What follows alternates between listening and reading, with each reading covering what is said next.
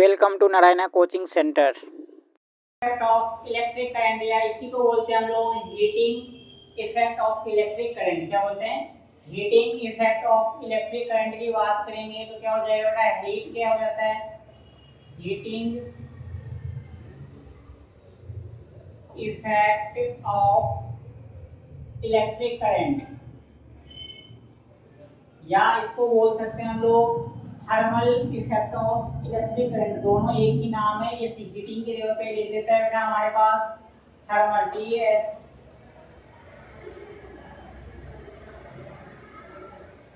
ये थर्मल और हीट के दोनों का मतलब क्या है? इलेक्ट्रिक करंट क्या होता है? जैसे हमारे पास किसी भी कंडक्टर में क्या होता है? बैटरी, या बैटरी के अंदर क्या होता है?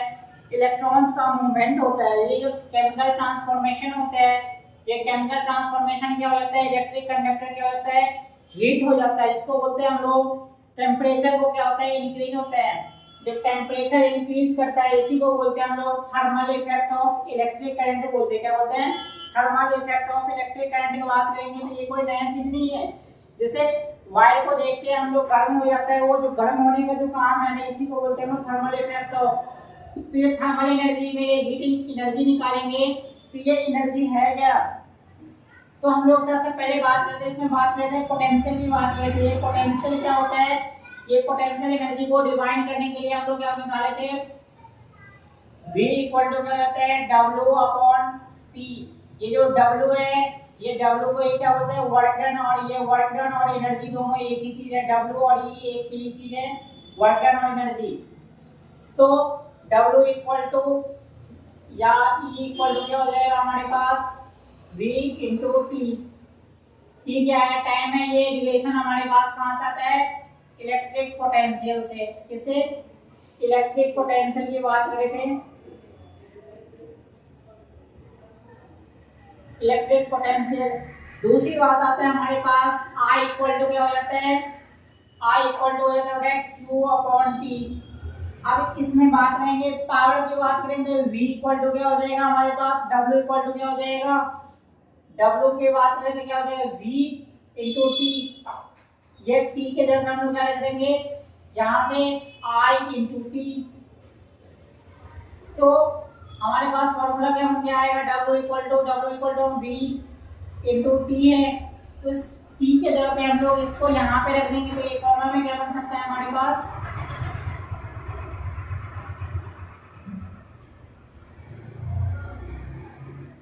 T equal to Q upon I। ये जो Q अपॉन I है, इसी के जगह पे हम लोग क्या लिख लेते हैं? V इक्वल टू क्या लिख लेते हैं? I R। क्या लिख लेते हैं? V इक्वल टू क्या लिख लेंगे? I into R। ये कहाँ से आता है हमारे पास? ओम्स लॉ के अकॉर्डिंग। किसके according? Ohm's law. V equal to I R हो गया तो वर्क डन इक्वल टू क्या लिख सकते हैं हम लोग?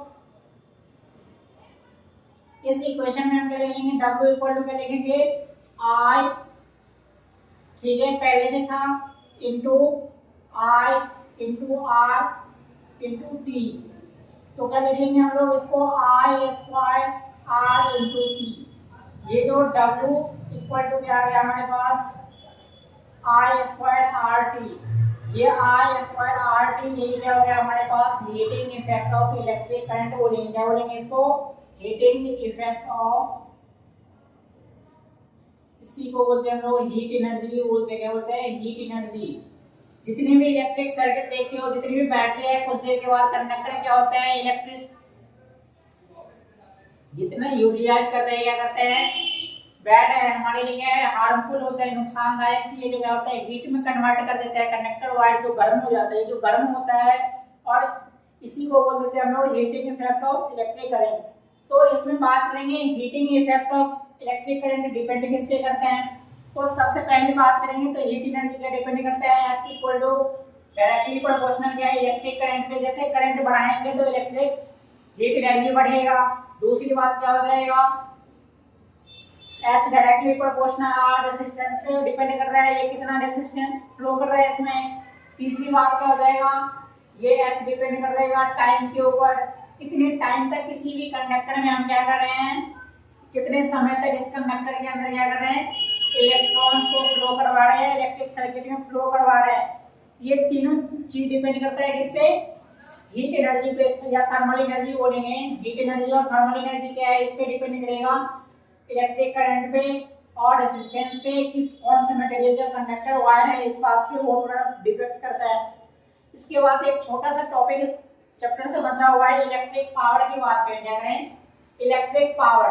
तो इलेक्ट्रिक पावर की बात करें तो इलेक्ट्रिक पावर क्या होता है, इलेक्ट्रिक पावर की बात करें तो इलेक्ट्रिक पावर क्या होता है, हमारे पास पहले ही पावर की बात करते हैं, पावर क्या है बहुत पहले से कर रखे हैं। और इसका एसआई यूनिट की बात करेंगे तो एनर्जी का यूज जूल हो जाता है, जिसको बोलते हैं हम लोग जूल्स लॉ भी बोलते हैं।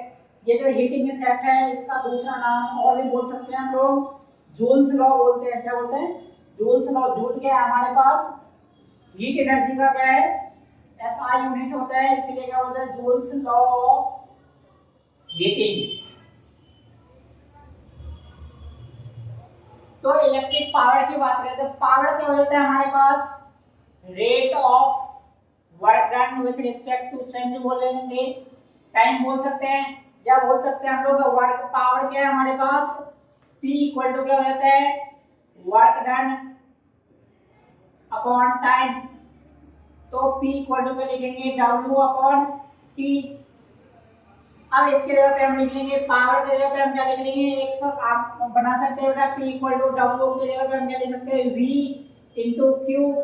ये कहाँ से लिखेंगे, V इंटू क्यू कहाँ से लिखेंगे हम लोग, ये लिखेंगे पोटेंशियल में जो रिलेशन बताया था V इक्वल टू बताया था W अपॉन क्यू, तो ये इसी W के जगह पे लिख लेते हैं V इंटू क्यू। ये रिलेशन लिखते हैं हम लोग इलेक्ट्रिक पोटेंशियल से, इस चीज को ध्यान रखना। अब ये टाइम तो है ही यहाँ पे, ये Q अपॉन टाइम को क्या बोलते हैं हम लोग, इलेक्ट्रिक करंट। क्या बोलते हैं, इलेक्ट्रिक करंट। इसमें कुछ ही नहीं रहता है, बस रिलेशन को ध्यान रखना होता है, कौन सा फॉर्मूला कहाँ से बना रहे हैं। तो P इक्वल टू क्या हो गया V इंटू आई, यदि वैसे हम वी आई लिख देंगे तो बच्चे कंफ्यूज हो जाते हैं। तो पावर समझ में आएगा बेटा कैसे आता है, पावर इक्वल टू क्या हो गया V इक्वल टू वी आई हो गया। दूसरा फॉर्मूला मेरा हो सकता है, इसके फॉर्म में नहीं लिखे तो एक और फॉर्मूला बना सकते हैं इस V के, V इक्वल टू क्या होता है आई आर हो जाता है ओम्स लॉ के अकॉर्डिंग। किसके according, Ohm's law. Ohms law के जगह हम कह सकते हैं इस V के जगह पे क्या लिख लेंगे I इंटू आर। तो I इंटू आर लिख देंगे और I पहले से है तो ये इसमें पावर इक्वल टू क्या हो जाएगा I स्क्वायर इंटू आर। एक नया फॉर्मूला ये बन गया। हो सकता है नहीं मुझे इसके टर्म में निकालना है, मुझे निकालना है V और R के टर्म में निकालना है, सिर्फ क्या निकालना है V और R के टर्म में निकालना है। तो ये इलेक्ट्रिक पावर के टर्म में आ गया। अब इलेक्ट्रिक पावर के एसआई यूनिट की बात करें तो पावर का एसआई यूनिट हो जाता है हमारे पास एसआई यूनिट ऑफ पावर क्या हो जाता है वाट। जो W कैपिटल W से रिप्रेजेंट करते हैं, जब भी बल्ब देखोगे या किसी भी इलेक्ट्रिक डिवाइस देखोगे उसमें लिखा रहता है पावर कंजप्शन इतना वाट, 10 वाट, 20 वाट, 30 वाट। ये जो वाट रहता है ये क्या है हमारे पास पावर का ऐसा यूनिट होता है।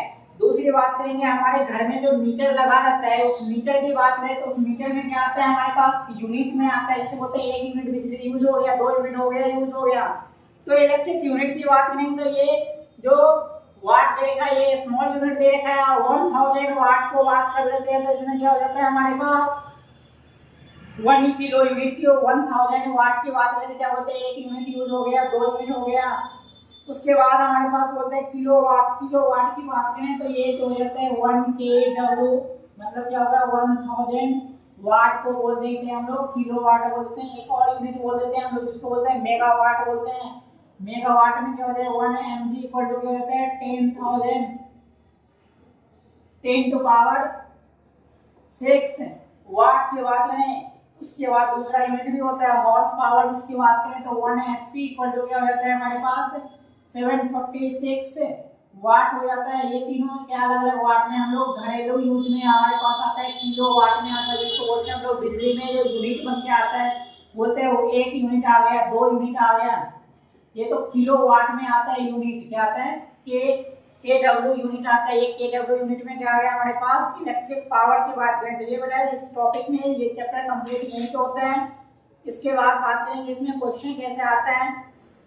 तो क्वेश्चन आता है, जैसे कोई एक फ्रिज देगा, वॉशिंग मशीन देगा, इलेक्ट्रिक अप्लायंस देगा, ठीक है बेटा। नेक्स्ट चैप्टर में देखेंगे बेटा, इसको यहीं तक कंप्लीट करते हैं। आप इन चीजों को ध्यान रखो, फिर मैं आगे हमें न्यूमेरिकल सॉल्व करेंगे।